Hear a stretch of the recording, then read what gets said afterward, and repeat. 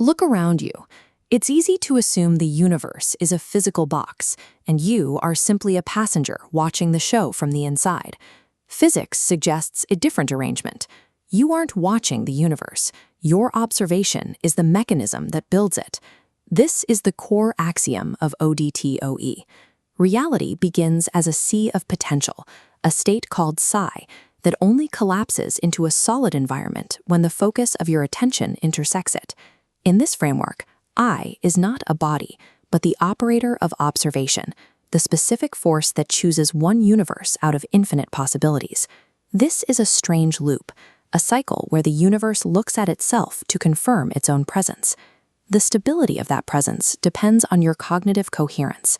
Your focus and your belief in an outcome determine how sharp your reality remains. We see this in the history of science. The constants of our technology were locked into place by the collective focus of early human operators.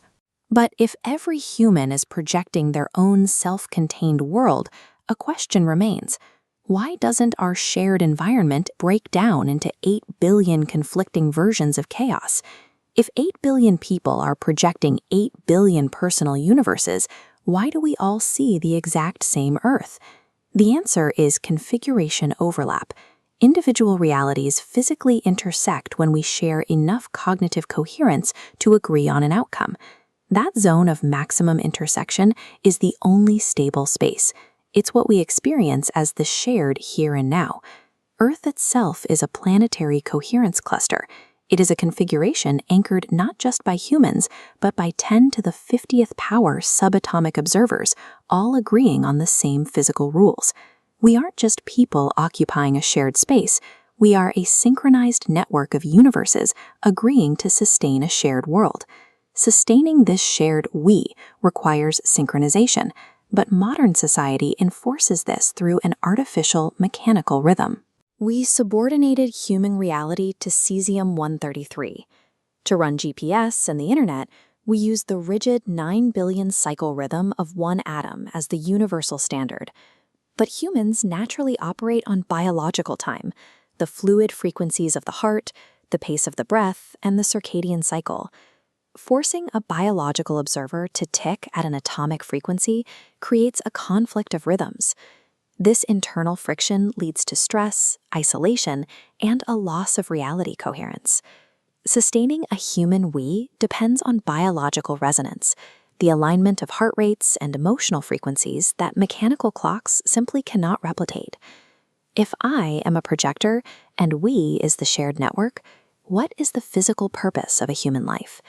Any configuration in ODTOE seeks to extend its lifespan toward infinity. However, an isolated observer loop is mathematically guaranteed to eventually break down and die. The ancient command, "love your neighbor as yourself," is the operator equation for survival. It translates a moral ideal into a functional requirement for coherence. ODTOE defines self-love as internal coherence, the focus required for an observer loop to even function. Loving your neighbor is inter-observer coherence, the synchronization needed to stabilize a world over long durations. Love functions as the stabilization protocol for the observer. It prevents the individual reality from degrading and allows it to join a collective timeline that outlasts a single life. How does this mechanism bridge the gap across mortality and time itself?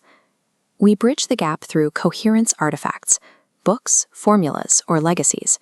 These are physical encodings of a past observer's worldview. These artifacts are designed to trigger resonance in someone centuries later, acting as letters sent from one point in history to another.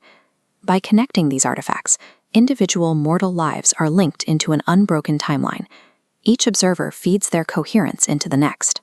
To be human is to overcome the isolation of the individual loop. We weave our existence together through legacy, forging a reality that is truly eternal.